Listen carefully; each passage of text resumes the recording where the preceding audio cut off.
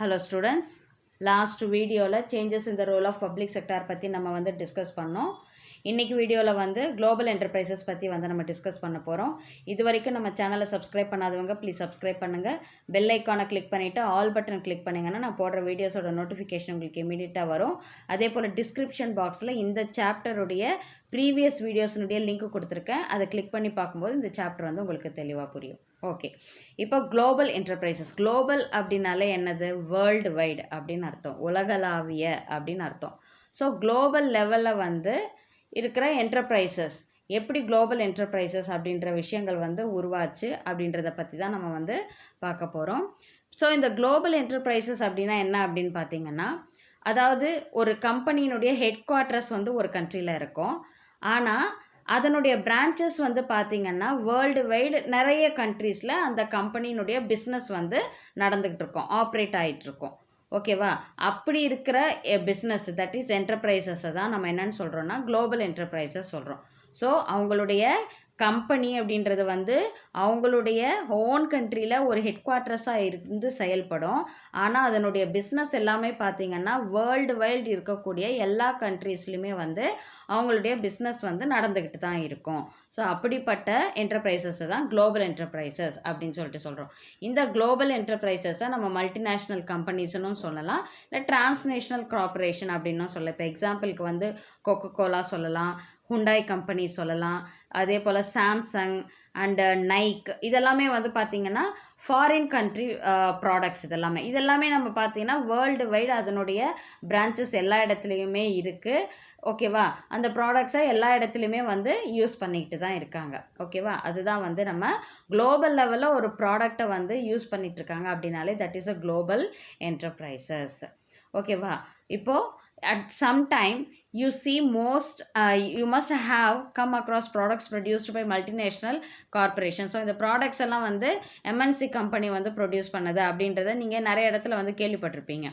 In the last 2 decades also, MNCs have played an important role in the Indian economy. இன்றைக்கி இருக்கிற காலகட்டத்தில் பார்த்தீங்கன்னா MNC கம்பெனினுடைய பங்கு, role அப்படின்றது நம்ம இந்தியாவினுடைய பொருளாதாரத்தில், இந்தியன் எக்கானமியில் ஒரு இம்பார்ட்டண்ட்டான ஒரு முக்கிய இடத்துல இந்த எம்என்சிஸ் கம்பெனிஸ் இருக்குது. அதாவது நிறைய ஃபாரின் கண்ட்ரீஸ்னுடைய கார் கம்பெனிஸ் ஆகட்டும், மொபைல் கம்பெனிஸ் ஆகட்டும், அதே போல் பார்த்திங்கன்னா நிறைய பிராண்டட் தட் இஸ் ஷூஸாக இருக்கலாம், இல்லை பார்த்திங்கன்னா டெக்ஸ்டைல்ஸ் பிஸ்னஸாக இருக்கலாம், இல்லை ஈவன் ஃபுட் ஐட்டம்ஸ் இருக்கக்கூடாது, தட் இஸ் மெக்டானல்ட்ஸு, அந்த மாதிரி டாமினோஸ், பீஸா, இது எல்லாமே பார்த்திங்கன்னா ஃபாரின்லேருந்து நம்ம கண்ட்ரிக்கு நடத்தக்கூடிய பிஸ்னஸ் தான் இது எல்லாமே. இதெல்லாம் தான் நம்ம என்னன்னு சொல்கிறோன்னா எம்என்சிஸ் கம்பெனிஸ்க்கு அப்படின்னு சொல்கிறோம். So MNCs have played a important role இந்த இந்தியன் எக்கானமி. அப்போ இந்திய பொருளாதாரத்தில் பார்த்திங்கன்னா இந்த எம்என்சிஸ் கம்பெனிஸ் ஒரு இம்பார்ட்டன்ட் ரோல் ப்ளே பண்ணுது அப்படின்னு சொல்கிறாங்க. They have become a common feature of most developing economies in the world. So ஒவ்வொரு கண்ட்ரினுடைய எக்கானமி லெவல் டெவலப் ஆகிறதுக்கு அப்படின்றது இந்த எம்என்சி கம்பெனிஸ் அப்படின்றது அதனுடைய ஃபீச்சர்ஸ் காமனாக இருக்கக்கூடிய ஒரு அமைப்பாக தான் இந்த எம்என்சிஸ் கம்பெனிஸ் இருந்துகிட்டு இருக்கு. MNCs as is evident from that we see around us are gigantic corporations which have their operations in a number of countries.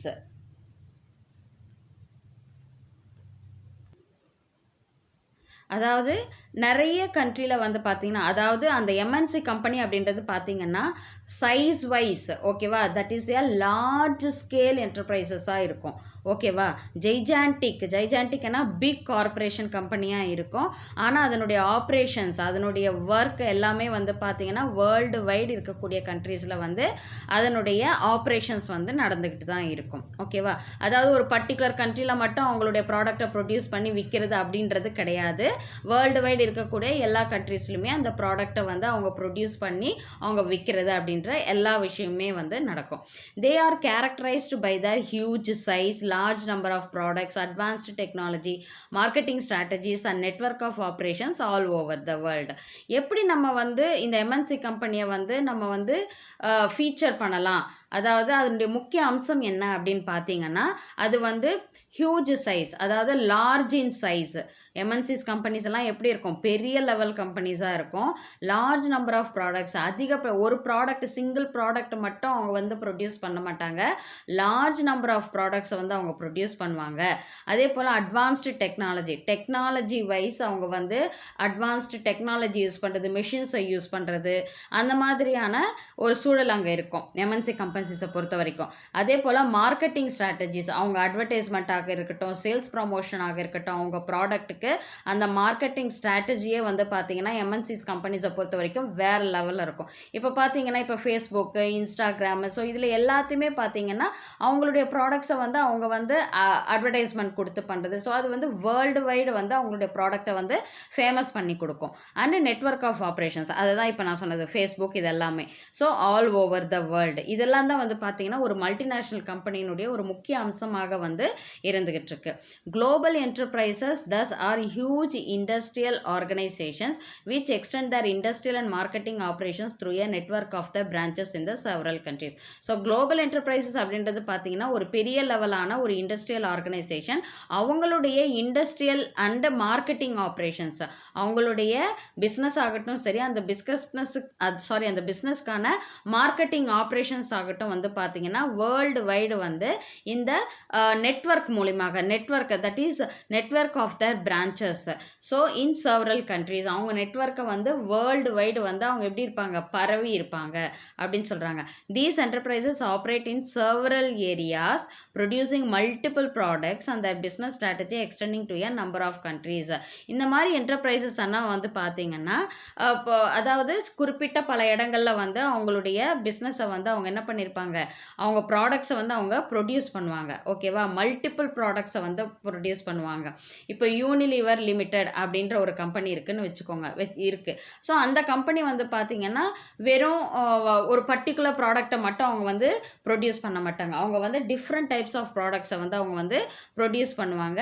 Produce பண்ணி அவங்களுடைய பிஸ்னஸை வந்து அந்த ப்ராடக்ட்ஸை பல கண்ட்ரீஸ்க்கும் கொடுத்து அவங்க பிஸ்னஸை வந்து அவங்க என்ன பண்ணுவாங்க, எக்ஸ்டெண்ட் பண்ணுவாங்க. அவங்களுடைய பிஸ்னஸ் ஏரியாவை அவங்க என்ன பண்ணுவாங்க, எக்ஸ்டெண்ட் பண்ணுவாங்க. They do not aim at maximizing profits from one or more products but instead spread their branches all over world. இந்த மல்டிநேஷ்னல் கம்பெனியை பொறுத்த வரைக்கும் பார்த்தீங்கன்னா ஒரு ஒன்றோ இல்லை 2 ப்ராடக்டையோ வந்து ப்ரொடியூஸ் பண்ணிட்டு அவங்க வந்து அதிக அளவில் ப்ராஃபிட் எடுக்கிறது அப்படின்றதையே அவங்க திங்க் பண்ண மாட்டாங்க. அவங்களுடைய மெயின் எய்ம் என்ன இருக்கும் அப்படின்னா இவங்களுடைய ப்ராடக்ட்ஸை வேர்ல்டு வைடு எல்லாருமே யூஸ் பண்ணணும். புரியுதுங்களா? அப்போது அதில் எந்த அளவுக்கு வந்து அவங்களுடைய பிஸ்னஸ் வந்து பரவி வரும், அதாவது எல்லா ஏரியாஸ்லேயும் ஸ்ப்ரெட் ஆகும், அதனுடைய ப்ராஃபிட் லெவலே வந்து வேறு லெவலில் இருக்கும். ஸோ ஒரு பர்டிகுலர் ஏரியாவில் மட்டும் அவங்க பிஸ்னஸ் அவங்க கொண்டு வராமல் வேர்ல்டு வைடு அவங்க பிஸ்னஸில் கொண்டு வரது தான் அவங்களுடைய மெயின், அவங்களுடைய பிரான்ச்சஸை கொண்டு வரது தான் மெயின் மோட்டிவாக இந்த குளோபல் என்டர்பிரைசஸ்னுடைய எய்மாக இருக்கும் அப்படின்னு சொல்கிறாங்க. ஓகே, இப்போது ஃபீச்சர்ஸ். ஓகே, இப்போ வந்து multinational company, that is a global enterprises. So இதனுடைய ஃபீச்சர்ஸ், சிறப்பம்சங்கள்னா என்ன, ஏன் நம்ம வந்து அது பெரிய அளவில் நம்ம வந்து பேசுகிறோம் அப்படின்றத பார்க்கலாம். These corporations have distinctive features which distinguish them from other private sector companies, public sector companies and public sector enterprises. இந்த எம்என்சி கம்பெனி எப்படி வந்து எந்த விதத்தில் யூனிக்காக இருக்குது, ப்ரைவேட் செக்டாரோ பப்ளிக் செக்டாரோ இல்லை பப்ளிக் செக்டார் என்டர்பிரைசஸை கம்பேர் பண்ணும்போது இந்த மல்டிநேஷ்னல் கம்பெனிஸ் எல்லாம் எப்படி வந்து ஒரு யூனிக்காக ஒரு தனித்துவமாக தெரியுது அப்படின்றதுக்கான இந்த ஃபீச்சர்ஸை நம்ம வந்து பார்க்கலாம். Huge capital resources. Okay, these enterprises are characterized by possessing huge financial resources and the ability to raise funds from different sources. So இந்த மல்டிநேஷ்னல் கம்பெனியை பொறுத்த வரைக்கும் பார்த்தீங்கன்னா அவங்களுடைய மெயினான அட்வான்டேஜ் என்னென்னா அவங்களால ஹியூஜ் ஃபினான்ஷியல் ரிசோர்ஸஸை ரேஸ் பண்ண முடியும். அதாவது அவங்க பிஸ்னஸுக்கான இன்வெஸ்ட்மெண்ட்ஸை வந்து ஃபினான்ஷியல் இன்வெஸ்ட்மெண்ட்டை வந்து அவங்களால ஈஸியாக ரேஸ் பண்ண முடியும் வித் டிஃப்ரெண்ட் சோர்சஸ். பல வழிகள்லையும் அவங்களுடைய ஃபினான்ஷியல் லெவலை வந்து அவங்க இன்க்ரீஸ் பண்ண முடியும். எப்படி? They are able to tap funds from various sources. நிறைய விதங்களில் அவங்களுடைய ஃபண்ட்ஸை வந்து அவங்க வந்து ரேஸ் பண்ண முடியும். எப்படி? They may issue equity shares, debentures R bonds to the public. So எப்படி இப்போ எம்என்சி கம்பெனி அப்படின்னு பார்த்தீங்கன்னா அவங்க கம்பெனியினுடைய ஷேர்ஸை அவங்க என்ன பண்ணுவாங்க, பப்ளிக்கு வந்து அவங்க வந்து ஷேர்ஸை வந்து கொடுப்பாங்க. ஓகேவா, இஷ்யூ பண்ணுவாங்க, ஈக்விட்டி ஷேர்ஸை வந்து இஷ்யூ பண்ணுவாங்க. அப்போது பப்ளிக் கிட்ட இருந்து அவங்க வந்து இன்வெஸ்ட்மெண்ட்டை வந்து கெயின் பண்ணுவாங்க. ஓகேவா, இப்போ ஒரு எம்என்சி கம்பெனினா அது ஒரு நேம்டு கம்பெனியாக இருக்கும்.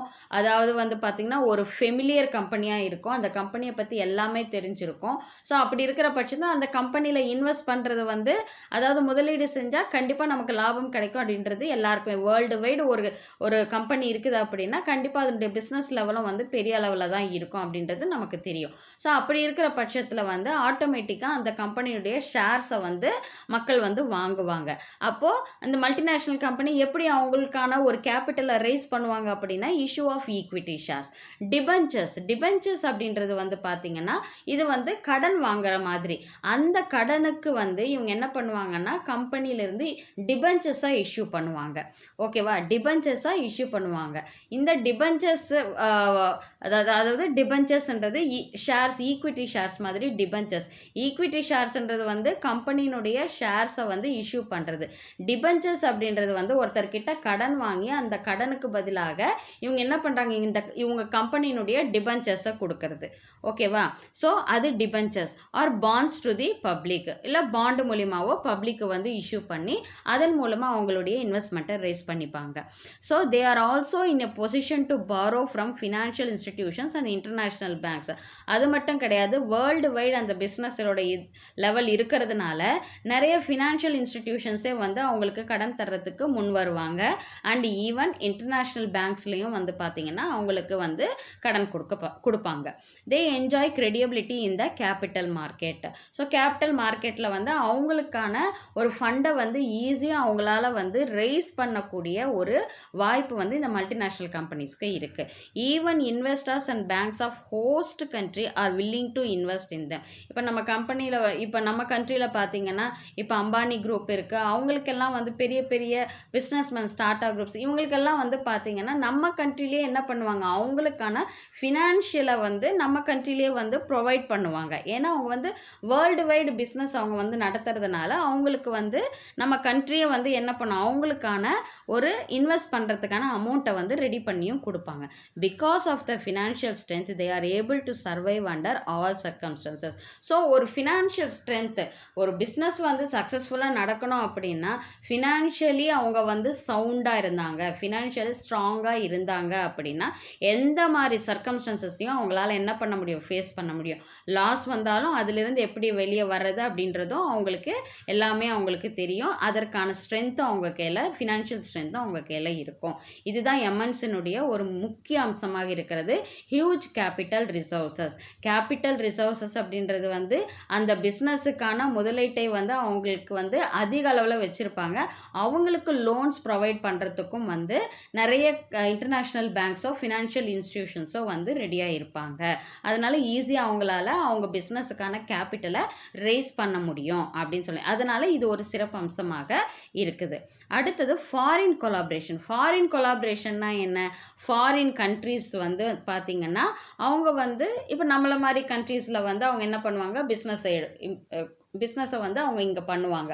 ஓகேவா, இப்போ எக்ஸாம்பிள் நான் ஹுண்டாய் கம்பெனி சொன்னேன். அவங்க கார் கம்பெனி வந்து நம்ம சென்னையில் கூட இருக்குது. ஓகேவா, ஸோ அவங்க வந்து அந்த ஹுண்டாய் கம்பெனியில் காரை ப்ரொடியூஸ் பண்ணுறாங்க. நம்ம கண்ட்ரியில் வந்து அவங்க வந்து பிஸ்னஸ் பண்ணுறாங்க.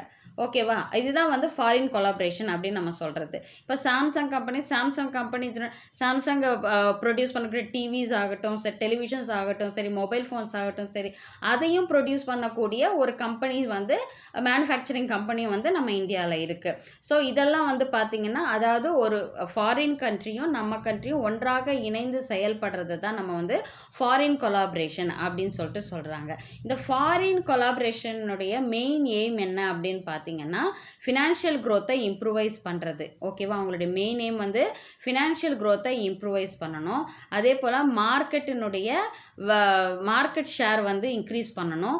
காஸ்ட்டை ரெடியூஸ் பண்ணும், ப்ராடக்ட்டினுடைய காஸ்ட்டை ரெடியூஸ் பண்ணும். இப்போ வந்து ஃபாரின் கண்ட்ரீஸில் வந்து எல்லாருமே போயிட்டு ஃபாரின் ப்ராடக்ட்ஸை வந்து ஃபாரின் கண்ட்ரீஸில் போய் வாங்க முடியுமா? முடியாது.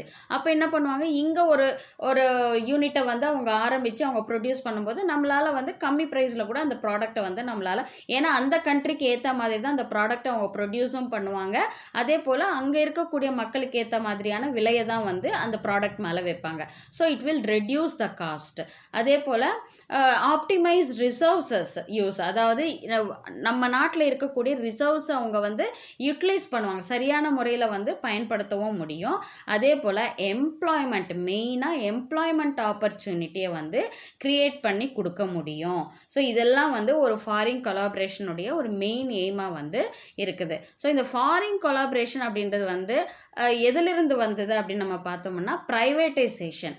அதாவது இப்போ நம்ம என்ன பண்ணுறோம், பப்ளிக் செக்டார்ஸ் வந்து கவர்மெண்ட்னால எடுத்து ஹியூஜ் கேபிட்டல் போட்டு இன்வெஸ்ட் பண்ணி அந்த பிஸ்னஸை நடத்த முடியாது அப்படின்னும் போது அது ஆட்டோமேட்டிக்காக எங்கே போகுது, ப்ரைவேட் செக்டார், ப்ரைவேட் கம்பெனிஸ் வந்து அதை எடுத்து நடத்துகிற மாதிரி நம்ம வந்து இது ப்ரீவியஸ் வீடியோஸ்லலாம் நம்ம பார்த்தோம். அந்த ப்ரைவேட்டைசேஷனை பேஸ் பண்ணி தான் இந்த ஃபாரின் கொலாபரேஷன் கம்பெனிஸும் வந்து நம்ம கண்ட்ரியில் வந்து அவங்களுடைய பிஸ்னஸை வந்து அவங்க ஸ்டார்ட் பண்ணி நம்ம கண்ட்ரிக்கான ஒரு எக்கானமியை வந்து டெவலப் பண்ணுறதுக்கான ஒரு ஹெல்ப்ஃபுல்லாகவும் இருக்குது அப்படின்னு சொல்கிறாங்க. ஓகேவா? So foreign collaboration is the outcome of privatisation. ப்ரைவேட்டைசேஷனை பேஸ் பண்ணி தான் ஃபாரின் கொலாபரேஷன் அப்படின்ற ஒரு விஷயமே வந்து உள்ளே வந்துச்சு. ஓகேவா? So global enterprises usually enter into agreements with Indian companies pertaining to the sale of technology, production of goods, use of brand names for the final products etcetera. So இந்த global enterprises அப்படின்றது வந்து எப்படி ஒரு foreign country வந்து நம்ம கண்ட்ரியோட collaborate ஆகுறாங்க அப்படின்னு பார்த்தீங்கன்னா ஒரு அக்ரிமெண்ட் மூலியமாக. அந்த அக்ரிமெண்ட் வந்து எதை பேஸ் பண்ணியிருக்குன்னா, ஒன்று டெக்னாலஜியை, அதாவது அவங்க கிட்ட இருக்கிற டெக்னாலஜியை நம்ம கிட்ட யூஸ் பண்ணிக்கிறதுக்கான ஒரு பர்மிஷன் கொடுக்கலாம், இல்லை வந்து அவங்களுடைய ப்ராடக்ட்டை நம்ம கண்ட்ரியில் வந்து ப்ரொடியூஸ் பண்ணலாம், இல்லை வந்து brand names for the final products, இல்லை வந்து நம்ம கண்ட்ரியில் வந்து ப்ரொடியூஸ் பண்ணக்கூடிய நல்ல குவாலிட்டியான ப்ராடக்ட்ஸ்க்கு அவங்களுடைய பிராண்ட் நேமை யூட்டிலைஸ் பண்ணி வேர்ல்டு வைடு பண்ணலாம். ஸோ இந்த மாதிரி ஃபாரின் கொலாபரேஷனோட அவங்க வந்து ஒரு அக்ரிமெண்ட், நம்ம இந்தியன் கம்பெனியோட ஒரு அக்ரிமெண்ட் போட்டு அவங்க வந்து பிஸ்னஸ் பண்ணுவாங்க. These MNCs May collaborate with companies into public and private sector. இந்த எம்என்சிஸ் கம்பெனிஸ் அப்படின்றது வந்து வெறும் வந்து அவங்க பிஸ்னஸை மட்டும் நடத்துறது கிடையாது, ப்ரைவேட் கம்பெனிஸும் நம்ம கண்ட்ரியில் இருக்கு இல்லையா, public companies, private companies, so அவங்களோடையும் வந்து அவங்க வந்து டைப் வச்சு பிஸ்னஸ் பண்ணுவாங்க. There are usually various restrictive clauses இந்த agreement relating to transfer of technology, pricing, dividend payments, tight control by foreign technicians, etc. So mostly வந்து பார்த்தீங்கன்னா இந்த அக்ரிமெண்ட்டில் வந்து பார்த்தீங்கன்னா நிறைய விஷயங்கள் வந்து தெளிவாக சொல்லப்பட்டிருக்கும். நிறைய பிரிவுகள் வந்து பார்த்தீங்கன்னா ரொம்ப ரெஸ்ட்ரிக்டட் இருக்கிறதா இருக்கும். அதாவது ட்ரான்ஸ்ஃபர் ஆஃப் டெக்னாலஜி, இப்போ டெக்னாலஜி அவங்க கொடுக்குறாங்கன்னா அவங்க கண்ட்ரியினுடைய அட்வான்ஸ்டு டெக்னாலஜி மொத்தமுமே நமக்கு கொடுப்பாங்களான்னா கண்டிப்பாக கிடையாது. அப்படின்னா நம்ம நாடு டெவலப்டு கண்ட்ரியாக மாறிடாதா? அதாவது அதுலேயும் சில ரெஸ்ட்ரிக்ஷன் அவங்க வச்சுப்பாங்க. இந்த டெக்னாலஜி, அதாவது இந்த வெர்ஷன் ஆஃப் டெக்னாலஜி மட்டும் நம்ம கொடுத்தா போதும் அப்படின்ற அந்த ரெஸ்ட்ரிக்ஷன்ஸும் வச்சு தான் ஃபாரின்காரன் வந்து நம்ம கண்ட்ரியில் வந்து பிஸ்னஸே ஆரம்பிப்பான். இல்லைன்னா நாம் காம்படிட்டிவாக மாறிடுவோம் இல்லையா? ஸோ அந்த டெக்னாலஜியை ட்ரான்ஸ்ஃபர் பண்ணுறதுல ஆகட்டும் சரி, இல்லை ப்ராடக்ட் ப்ரைஸிங் ஃபிக்ஸ் பண்ணுறதுல ஆகட்டும் சரி, டிவிடெண்ட் பே பண்ணுறதுனா ஈக்விட்டி ஷேர்ஸ்க்கு கொடுக்க கம்பெனிக்கு வரக்கூடிய லாபத்தில் வந்து ஈக்விட்டி ஷேர் ஹோல்டருக்கு கொடுக்கக்கூடிய அமௌண்ட்டை தான், கொடுக்கக்கூடிய ப்ராஃபிட்டை தான் வந்து என்னன்னு சொல்கிறோம், டிவிடெண்ட் அப்படின்னு சொல்கிறோம். ஸோ அந்த டிவிடெண்ட் கொடுக்கறதாக இருந்தாலும் சரி, இல்லை ஃபாரின் டெக்னீஷியன்ஸை வந்து யூஸ் பண்ணுறது, இதில் எல்லாத்துலேயுமே வந்து பார்த்திங்கன்னா ஃபாரின் கண்ட்ரிஸ் வந்து ரொம்ப கண்ட்ரோல்டாக தான் அவங்க வந்து அவங்களுடைய ஒர்க், அவங்களுடைய அக்ரிமெண்ட் வந்து இருக்கும். So big industrial houses wanting to diversify and expand have gained by the collaborating with MNCs in the terms of patents, resources, foreign exchange etcetera. So பெரிய பெரிய இண்டஸ்ட்ரீஸ் எல்லாம் நீங்கள் பார்த்தீங்கன்னா எப்படி வந்து கொலாபரேட் பண்ணுவாங்க அப்படின்னு பார்த்தீங்கன்னா அவங்களுடைய ரைட்ஸை வந்து இங்கே யூஸ் பண்ணிக்கலாம். பேட்டன்ட் ரைட், காப்பி ரைட், காப்புரிமை அப்படின்னு நம்ம சொல்லுவோம். பேட்டன்ட் ரைட்ஸு, அதாவது அவங்களுடைய நேம் வந்து வேறு யாருமே அங்கே வந்து யூஸ் பண்ண முடியாது. அதுக்கு நம்ம வந்து என்ன பண்ணுவோம், அதற்கான ஒரு உரிமையை வந்து வாங்கி வைப்போம். அதுதான் வந்து பேட்டன்ட் ரைட் சொல்லுவோம். காப்பி ரைட்ஸு, அதே போல் வந்து ரிசோர்ஸஸ், ஃபாரின் எக்ஸ்சேஞ்சஸ், இது எல்லாத்தையுமே வந்து பார்த்திங்கன்னா இந்த பிக் இண்டஸ்ட்ரியல் ஹவுசஸ் வந்து சரியான முறையில் எம்என்சிஸ் கம்பெனிஸாக வந்து நம்ம கண்ட்ரியில் ஒரு கொலாபரேட் பண்ணி அவங்க பிஸ்னஸை வந்து அவங்க டாக்டிக்காக வந்து நடத்துவாங்க. But at the same time these foreign collaborations have given rise to the growth of monopolies and concentration of power in few hands. But நம்ம என்னதான் ஃபாரின் கண்ட்ரீஸினுடைய பிஸ்னஸை வந்து நம்ம நாட்டுக்கு கொண்டு வந்தாலும் கூட மோஸ்ட்லி வந்து பார்த்திங்கன்னா இப்போ வந்து அவங்களுடைய ப்ராடக்ட்டுன்னு ஒரு யூனிக்னஸ் இருக்கும் இல்லையா, அவங்களுக்குன்னு ஒரு தனித்துவம் இருக்கும். ஸோ அவங்க என்ன பண்ணுவாங்கன்னா மோனோபோலியாக, அதாவது அவங்க மட்டும் ஒரு தனித்தன்மையோடு வந்து அவங்களோட பிஸ்னஸை வந்து ரைஸ் பண்ணிக்குவாங்க. அதற்கான வாய்ப்புகள் வந்து இந்த ஃபாரின் கொலாபரேஷனில் வந்து அதிகமாக இருக்கும். என்னதான் வந்து கண்ட்ரிக்கு ஒரு எக்கானமியை வந்து டெவலப் பண்ணுறதுக்காக ஒரு ஃபாரின் கொலாபரேட்டிங் வந்து இருந்தாலும் கூட அவங்களுக்குன்னு ஒரு இப்போ சாம்சங்னா சாம்சங் ப்ராடக்ட் மாதிரி வேறு எந்த ப்ராடக்ட்டும் வராது அப்படின்ற ஒரு நேம் இருக்குது இல்லையா. ஸோ அது அந்த மாதிரியான ஒரு மோனோபோலியான ஒரு விஷயத்தை வந்து அவங்க உருவாக்கிடுவாங்க. அவங்க ப்ராடக்ட்டுக்கான ஒரு தனித்துவத்தை வந்து அவங்க உருவாக்கிடுவாங்க. And concentration of power in few hands. So அந்த மாதிரி ஆட்டோமேட்டிக்காக இருக்கும்பொழுது அவங்க வந்து மிகவும் அந்த மார்க்கெட் லெவலில் வந்து அவங்க ரொம்ப வந்து ஸ்ட்ரென்தன் பர்சனாக வந்து எப்போவுமே வந்து இருந்துக்கிட்டு இருப்பாங்க. ஸோ இது வந்து foreign collaboration. So global enterprises அப்படின்றது வந்து ஒரு ஃபாரின் கொலாபரேஷன் அப்படின்றது வந்து நம்ம கண்ட்ரியோட ஏற்படுவதற்கு நம்ம இந்தியன் எக்கானமி லெவலில் வந்து டெவலப் பண்ணுறதுக்கு வந்து இந்த குளோபல் என்டர்பிரைசஸ் வந்து ஹெல்ப்ஃபுல்லாக இருக்குது அப்படின்னு சொல்கிறாங்க. அடுத்தது வந்து பார்த்திங்கன்னா advanced technology. These enterprises possess technological superiorities in their methods of production. So இந்த ஃபாரின் கண்ட்ரிஸ் எல்லாம் வந்து பார்த்திங்கன்னா அவங்கெல்லாம் வந்து ஆல்ரெடி டெவலப்டு கண்ட்ரிஸ். ஸோ அவங்க யூஸ் பண்ணக்கூடிய டெக்னாலஜி எல்லாமே பார்த்திங்கன்னா நம்ம கண்ட்ரியை கம்பேர் பண்ணும்போது அவங்களதெல்லாம் அட்வான்ஸ்டு டெக்னாலஜி. இப்போ ஜப்பான் இதெல்லாம் பார்த்திங்கன்னா, சைனா இதெல்லாம் பார்த்திங்கன்னா நிறைய ப்ராடக்ட்ஸ் எல்லாம் பார்த்திங்கன்னா பார்க்குறதுக்கே நமக்கு வந்து ஆச்சரியமாக இருக்கும். நிறைய டெக்னிக்கல் விஷயங்கள் வந்து நமக்கு ஆச்சரியமாக இருக்கும். ஸோ அந்த மாதிரியான மெத்தடாலஜியை பேஸ் பண்ணி தான் அவங்களுடைய ப்ராடக்ட்டை வந்து அவங்க ப்ரொடியூஸ் பண்ணுறாங்க. அதனால தான் வந்து ஃபாரின் ப்ராடக்ட்க்குன்னா அதுக்கு ஒரு கிரேஸ் இருக்கிறது. தே are able to confirm to international standards and quality specifications. So அவங்க வந்து பார்த்திங்கன்னா இன்டர்நேஷ்னல் லெவலில் அவங்களோட ப்ராடக்டினுடைய குவாலிட்டி இருக்கும். ஓகேவா, ஒரு ஸ்டாண்டர்டான ஒரு குவாலிட்டி இருக்கும். ஸோ அதை வந்து நம்ம எதோடையுமே வந்து கம்பேர் பண்ண முடியாத அளவுக்கு அந்த அட்வான்ஸ்டு டெக்னாலஜியை அதில் வந்து அவங்க யூஸ் பண்ணியிருப்பாங்க. இப்போ ஆப்பிள் கம்பெனி மொபைல் ஃபோன் வச்சுக்கிட்டிங்கன்னா அதை வந்து நம்மளுடைய பிராண்டட் கம்பெனிஸோட நம்ம வந்து கம்பேர் பண்ண முடியாது. ஏன்னா அதனுடைய ஃபீச்சர்ஸ் வேறு லெவல், அதனுடைய அட்வான்ஸ்டு டெக்னாலஜி வேறு லெவலாக இருக்கும் இல்லையா. ஸோ அந்த மாதிரியான ஒரு ஸ்டாண்டர்டை வந்து அந்த ப்ராடக்டில் வந்து அவங்க க்ரியேட் பண்ணுவாங்க. அந்த மாதிரியான ஒரு குவாலிட்டியை வந்து அவங்க க்ரியேட் பண்ணுவாங்க. This leads to industrial progress of the country in which such corporations operate since they are able to optimally exploit local resources and raw materials. So அப்படிப்பட்ட ஒரு கம்பெனி வந்து நம்ம டெவலப்பிங் கண்ட்ரி மாதிரி இருக்கக்கூடிய இந்தியா மாதிரியான கம்பெனிங்களில் அவங்களுடைய business அவங்க start பண்ணும்பொழுது என்ன ஆகும் அப்படின்னா அவங்களுடைய ப்ராடக்டை வந்து பர்ஃபெக்டாக, அதாவது இன்டர்நேஷ்னல் லெவலுக்கான ஸ்டாண்டர்ட் அண்ட் குவாலிட்டி ப்ராடக்டாக ப்ரொடியூஸ் பண்ணணும் அப்படின்னும் பொழுது நம்ம நாட்டில் இருக்கக்கூடிய ரிசோர்ஸஸ், அது வந்து ஒர்க்கர்ஸாக இருக்கலாம், இல்லை வந்து யூஸ் பண்ணக்கூடிய ரா மெட்டீரியல்ஸாக இருக்கலாம், எல்லாத்தையுமே அவங்க என்ன பண்ணுவாங்க, எக்ஸ்ப்ளாய்ட் பண்ணுவாங்க, சுரண்ட ஆரம்பிச்சிருவாங்க. நம்மளுடைய லோக்கல் ரிசோர்ஸஸையும் நம்ம ரா மெட்டீரியல்ஸையும் வந்து அவங்க எக்ஸ்ட்ராக்ட் பண்ணி ஸ்டாண்டர்டான ஒரு ப்ராடக்டை வந்து அவங்க ப்ரொடியூஸ் பண்ணுவாங்க. So computerisation and other inventions have come due to the technological advancements provided by MNCs. So MNCs மூலிமா என்னென்ன விஷயங்கள் எல்லாம் நமக்கு வந்து கிடைக்கும் அப்படின்னு பார்த்தீங்கன்னா டெக்னாலஜிக்கல் அட்வான்ஸ்மெண்ட்ஸ், டெக்னிக்கல் வைஸ் வந்து நம்ம வந்து ஒரு அட்வான்ஸ் லெவலில் நம்ம போயிட்டுருப்போம். அதே போல் பார்த்தீங்கன்னா புது புது இன்வென்ஷன்ஸ், புது புது ப்ராடக்டை வந்து கொண்டு வருவோம். அதே போல் ஃபுல்லி கம்ப்யூட்டரைஸ்டாக வந்து ஆகியிருக்கு இந்த எம்என்சிஸ்னால. இந்த மாதிரியான ஒரு அட்வான்ஸ்டு டெக்னாலஜிஸ் எல்லாம் பார்த்திங்கன்னா நம்ம கண்ட்ரியில் வந்து உருவாகிருக்கு அப்படின்னு சொல்கிறாங்க.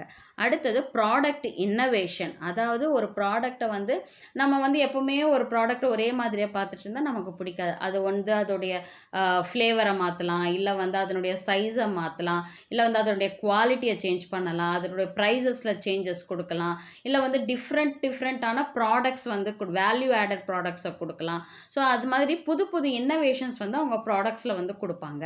These enterprises are characterised by having highly sophisticated research. சொஃபஸ்டிகேட்னா அதிநவீன ஆராய்ச்சி, அப்படின்னு சொல்லுவோம். சொஃபஸ்டிகேட்டட் ரிசர்ச்னா அதிநவீன ஆராய்ச்சி, அதாவது அந்த ப்ராடக்ட்டை பற்றினா அதிக ரிசர்ச் ஒர்க் பண்ணியிருப்பாங்க.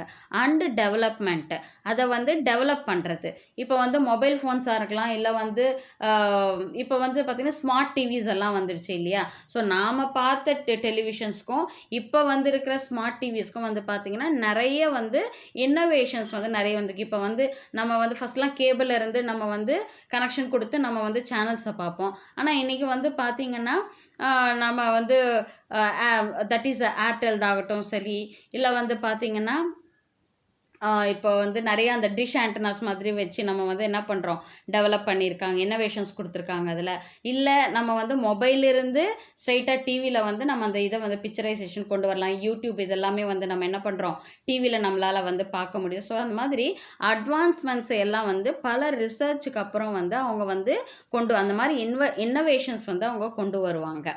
இந்த task of developing new products and superior designs of the existing product, புது புது ப்ராடக்ட்ஸையும் கொண்டு வருவாங்க. ஆல்ரெடி இருக்கக்கூடிய எக்ஸிஸ்டிங் ப்ராடக்டை வந்து இன்னும் வந்து டெவலப் பண்ணி அதிக ஒரு ஃபீச்சர்ஸ் இருக்கிற மாதிரியான ப்ராடக்ட்ஸையும் வந்து அதை பண்ணுவாங்க. So qualitative research requires huge investment which only global enterprises can afford. So ஒரு குவாலிட்டியான ஒரு ப்ராடக்டை வந்து நான் இன்னும் அதை டெவலப் பண்ணி அட்வான்ஸ்டு லெவலுக்கு நான் கொண்டு வரணும் அப்படின்னா கண்டிப்பாக அதற்கான டெக்னாலஜியை நான் யூஸ் பண்ணணும். அதற்கான டெக்னாலஜியை நான் யூஸ் பண்ணணும்னா அதுக்கான ஃபண்டிங் லெவல் எனக்கு இருக்கணும். அந்த ஃபண்டிங் லெவல் எப்படி நமக்கு பாசிபிள் அப்படின்னா இந்த குளோபல் என்டர்பிரைசஸ் அப்படின்ற ஒரு விஷயம் மூலமா தான் நமக்கு அது பாசிபிள் அப்படின்னு சொல்கிறாங்க. இதுதான் ப்ராடக்ட் இன்னோவேஷன். அடுத்தது மார்க்கெட்டிங் ஸ்ட்ராட்டஜிஸ். ஸோ எப்படி வந்து அவங்க ப்ராடக்டை வந்து மார்க்கெட்டிங் பண்ணுறாங்க. The marketing strategies of global companies are far more effective than other companies. மற்ற கம்பெனிஸோட கம்பேர் பண்ணும்போது குளோபல் கம்பெனிஸ், ஃபாரின் கம்பெனிஸினுடைய ஸ்ட்ராட்டஜி, மார்க்கெட்டிங் ஸ்ட்ராட்டஜி, யுக்திகள், அவங்க யூஸ் பண்ணக்கூடிய எப்படி ப்ராடக்டை வந்து அவங்க மக்கள்கிட்ட கொண்டு போய் சேர்க்குறாங்க, அந்த ஸ்ட்ராட்டஜிஸ் எல்லாமே ரொம்ப எஃபெக்டிவாக இருக்கும். They use aggressive marketing strategies in order to increase the sales in a short period. ஒரு பர்டிகுலர் பீரியட்குள்ளேயே வந்து அவங்களுடைய ப்ராடக்டை வந்து அவங்க சேல் பண்ணணும். ஸோ அதற்காக வந்து பல விதமான மார்க்கெட்டிங் ஸ்ட்ராட்டஜிஸை வந்து அவங்க ரொம்ப வந்து அக்ரெசிவாக வந்து அதுக்கு வந்து அவங்க ட்ரை பண்ணுவாங்க. They possess a more reliable and up to date market information system. So marketing ஸ்ட்ராட்டஜிஸை வந்து அவங்க ஃபாலோ பண்ணணும் அப்படின்னா அவங்க வந்து அப் டு டேட் என்ன மாதிரியான ப்ராடக்ட்டு மார்க்கெட்டில் தேவைப்படுது, மக்களுடைய டிமாண்ட் என்ன, மக்களுடைய டேஸ்ட் அண்ட் ப்ரிஃபரன்ஸ் என்ன மாதிரியான ப்ராடக்ட் எதிர்பார்க்குறாங்க, எந்த குவாலிட்டியில் எதிர்பார்க்குறாங்க, எந்த ப்ரைஸில் எதிர்பார்க்குறாங்க. ஸோ இது எல்லாத்தையுமே வந்து அப் டு டேட் இன்ஃபர்மேஷன்ஸ் வந்து அவங்க வச்சுருப்பாங்க. அதை பேஸ் பண்ணி தான் அவங்க என்ன பண்ணுவாங்க, அவங்களுடைய ப்ராடக்டையே வந்து மார்க்கெட்டிங் வந்து பண்ணுவாங்க. Their advertising and sales promotion techniques are normally very effective. So அவங்க ப்ராடக்ட்டுக்கான அட்வர்டைஸ்மெண்ட் கொடுக்குறதோ இல்லை வந்து சேல்ஸ் ப்ரமோஷன் கொடுக்குறதோ, அதாவது இப்போ அவங்க ப்ராடக்ட் சாம்பிள்ஸ் கொடுக்குறது, ஸோ அதை தான் வந்து நம்ம சேல்ஸ் ப்ரமோஷன் சொல்கிறோம். ஸோ அந்த மாதிரி டெக்னிக்ஸ் எல்லாத்தையுமே வந்து ஃபாரின் கம்பெனிஸ் பொறுத்த வரைக்கும் ரொம்ப எஃபெக்டிவாக வந்து யூஸ் பண்ணுவாங்க. Since they already have carved about a place of for themselves in the global market. So already இப்போ எம்என்சி கம்பெனி அப்படின்னா ஆல்ரெடி மார்க்கெட்டில் பார்த்தீங்கன்னா அவங்க ப்ராடக்ட்டுக்குன்னு ஒரு கிரேஸ் இருக்கும் இல்லையா.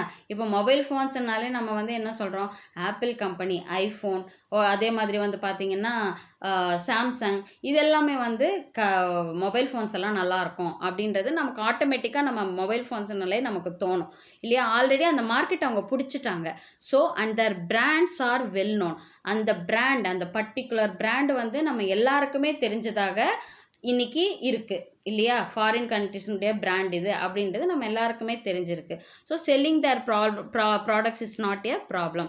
ஸோ அப்படி அவங்க ப்ராடக்டை வேர்ல்டு வைடு அவங்க வந்து ஃபெமிலியர் பண்ணி இருக்கும் பொழுது அவங்க ப்ராடக்டை சேல் பண்ணுறது அப்படின்றது அவங்களுக்கு வந்து ரொம்ப கஷ்டமே கிடையாது.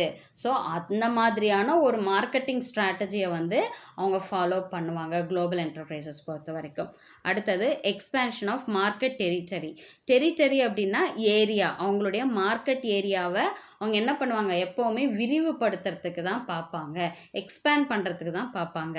தேர் operations and activities extend beyond the physical boundaries of their own country. அவங்க கண்ட்ரியை தாண்டி அவங்க ப்ராடக்ட்ஸை வந்து ஃபாரின் கஸ்டமர்ஸும் யூஸ் பண்ணக்கூடிய அளவுக்கு அவங்களுடைய ஆப்ரேஷன்ஸ் அண்ட் ஆக்டிவிட்டீஸ் வந்து இருக்கும். Their international image also build up and their market territory expands enabling them to become international brands. So அந்த இன்டர்நேஷ்னல் ப்ராடக்ட் அப்படின்ற ஒரு இமேஜை வந்து அது கிரியேட் பண்ணும். அது மட்டும் இல்லாமல் அவங்களுக்கான ஒரு மார்க்கெட் ஏரியாவையும் வந்து அது எக்ஸ்பேண்ட் பண்ணி கொடுக்கும். ஓகேவா? So enabling them to become international brand. International பிராண்டை வந்து ஒரு டெவலப்பிங் கண்ட்ரியில் வந்து கொண்டு வரக்கூடிய ஒரு சூழலும் வந்து இந்த குளோபல் என்டர்பிரைசஸ் மூலமாக முடியும் அப்படின்னு சொல்கிறாங்க. They operate through a network of subsidiaries, branches and affiliates in host countries. So அவங்க என்ன பண்ணுவாங்க, they operate through a network. அவங்களுடைய ஹெட் குவார்ட்டர்ஸ் வந்து அவங்க ஓன் கண்ட்ரியில் வச்சுட்டு அது மற்ற கண்ட்ரிங்களில் இதனுடைய பிரான்ச்சஸை வந்து அவங்க கிரியேட் பண்ணிவிட்டு ஃபுல் அண்ட் ஃபுல் கண்ட்ரோலை வந்து பார்த்திங்கன்னா இந்த ஹெட் குவார்ட்டர்ஸ் மூலியமாக இல்லை இன்ஃபர்மேஷன்ஸ் எது பாஸ் பண்ணாலும் இந்த ஹெட் குவார்ட்டர்ஸ் மூலியமாக அவங்களுடைய நெட்வொர்க் ஃபுல்லாகவுமே அவங்களுக்கு பாஸ் ஆகும். Due to the giant size they occupy a dominant position in the market. So சைஸை ஒரு பிஸ்னஸ் இந்த மாதிரி ஃபாரின் கண்ட்ரிஸினுடைய பிஸ்னஸினுடைய சைஸ் லெவல் அப்படின்றது வந்து நம்ம நினைக்க முடியாத அளவுக்கு ஒரு பெரிய ஹியூஜ் சைஸ் என்டர்பிரைசஸாக வந்து இருக்குது. ஸோ அப்படி இருக்கும் பொழுது அவங்க வந்து மார்க்கெட்டில் ஆட்டோமேட்டிக்காக ஆப்வியஸாக நமக்கே தெரியும் அவங்க தான் வந்து அந்த மார்க்கெட்டில் டாமினேட் பண்ணக்கூடியவங்களாக வந்து இருப்பாங்க அப்படின்னு சொல்கிறாங்க. ஓகே, அடுத்தது சென்ட்ரலைஸ்டு கண்ட்ரோல். சென்ட்ரலைஸ்டு கண்ட்ரோல்னால் என்ன? நான் சொன்னேன் குளோபல் என்டர்பிரைசஸ் அதனுடைய ஹெட் குவார்ட்டர்ஸ் வந்து ஒரு கண்ட்ரியில் இருக்கும், ஆனால் அதனுடைய பிரான்ச்சஸ் வந்து வேர்ல்டு வைட் இருக்கும். ஆனால் அந்த பிஸ்னஸை கண்ட்ரோல் பண்ணக்கூடிய எல்லா ஆப்ரேஷன்ஸ் எல்லாத்தையுமே வந்து யார் கண்ட்ரோல் பண்ணுவாங்கன்னா இந்த ஹெட் குவார்ட்டர்ஸில் தான் கண்ட்ரோல் பண்ணுவாங்க. இவங்க என்ன இன்ஃபர்மேஷன்ஸ் என்ன கம்யூனிகேஷன் கொடுக்குறாங்களோ அதை பேஸ் பண்ணி தான் மற்ற கண்ட்ரிங்களில் இருக்கக்கூடிய பிரான்ச்சஸ்லையும் ஃபாலோ பண்ணுவாங்க. அதுதான் சென்ட்ரலைஸ்டு கண்ட்ரோல். எத்தனை பிரான்ச்சஸ் வேர்ல்டு வைட் இருந்தாலும் அதனுடைய கண்ட்ரோல் மொத்தமும் ஒரு இடத்துல இருக்கும். அதாவது அந்த கம்பெனியினுடைய ஓன் கண்ட்ரியில் தான் இருக்கும். They have their headquarters in their home country and exercise control over all the branches and subsidiaries. So அவங்களுடைய ஹோம் கண்ட்ரியில் இப்போ வந்து சிங்கப்பூர்னு வச்சுக்கோங்க, அந்த பிஸ்னஸ் வந்து வேர்ல்டு வைட் இருக்குது. அப்போ அந்த கம்பெனியினுடைய ஹெட் குவார்ட்டர்ஸ் வந்து சிங்கப்பூரில் இருக்கும். ஆனால் மற்ற பிரான்ச்சஸுக்கான எல்லா ரெஸ்பான்சிபிலிட்டிஸ், என்ன ரூல்ஸ் அவங்க ஃபாலோ பண்ணணும், எப்படி ப்ராடக்டை ப்ரொடியூஸ் பண்ணணும், எப்படி மார்க்கெட்டிங் பண்ணணும் அப்படின்ற எல்லா இன்ஃபர்மேஷன்ஸையும் வந்து இந்த ஹெட் குவார்ட்டர்ஸ்லேருந்து தான் அவங்களுக்கு போகும். However, this control is limited to the broad policy framework of the parent company. So அந்த parent companyனா என்னது? அந்த பிஸ்னஸினுடைய ஓன் கண்ட்ரியில் நடக்கக்கூடிய கம்பெனி தான் பேரண்ட் கம்பெனி அப்படின்னு சொல்லுவோம். ஸோ அங்கே என்ன மாதிரியான பாலிசிஸ் இருக்குது, என்ன மாதிரியான இன்ஃப்ராஸ்ட்ரக்சர் வந்து அங்கே வந்து ப்ரொவைட் பண்ண, அட்மினிஸ்ட்ரேஷன் லெவல் எப்படி இருக்கணும். ஸோ இந்த மாதிரியான எல்லா பாலிசிஸுமே வந்து பார்த்திங்கன்னா இந்த ஹெட் குவார்ட்டர்ஸ் இந்த பேரண்ட் கம்பெனி தான் கண்ட்ரோலில் வைக்கும். There is no interference in day to day operations. அதாவது ஒரு பாலிசியை வந்து கிரியேட் பண்ணிடுவாங்க. இந்த கம்பெனிக்கு இந்த பாலிசி, இந்த ரூல்ஸ் அண்ட் ரெகுலேஷன்ஸ், இந்த ரெஸ்பான்சிபிலிட்டிஸ் வந்து ஒவ்வொரு பிரான்ச்சஸ்லையும் வந்து ஃபாலோ பண்ணணும், இந்த ப்ரொசீஜரை தான் ஃபாலோ பண்ணணும், பிரின்சிபல்ஸை தான் ஃபாலோ பண்ணணும் அப்படின்னு நமக்கு ஆல்ரெடி வந்து அவங்களுக்கு வந்து கம்யூனிகேட் பண்ணிடுவாங்க. ஸோ அப்போது அவங்க வந்து அதை வந்து ஜென்ரலைஸ்டாக எல்லா இடத்துலையுமே ஃபாலோ பண்ணுவாங்க. அதுக்காக பேரண்ட் கம்பெனி வந்து டே டு டே டெய்லி வந்து அவங்க என்ன ஒர்க் பண்ணுறாங்க செய்கிறாங்க அப்படின்றதெல்லாம் வந்து அவங்க பார்த்துக்கிட்டு இருக்க மாட்டாங்க. அது எப்படி ஒர்க் பண்ணணும், அதுக்கான கம்பெனி பாலிசி என்ன, அது எப்படி வந்து அவங்க வந்து ஸ்ட்ரக்சர் பண்ணி வச்சுருக்காங்க, அவங்க கம்பெனிக்கான ரூல்ஸ் அண்ட் ரெகுலேஷன்ஸை எப்படி ஸ்ட்ரக்சர் பண்ணி வச்சுருக்காங்க, அதை பேஸ் பண்ணி அவங்களுடைய பிஸ்னஸை வந்து அவங்க ஆட்டோமேட்டிக்காக பண்ணணும்.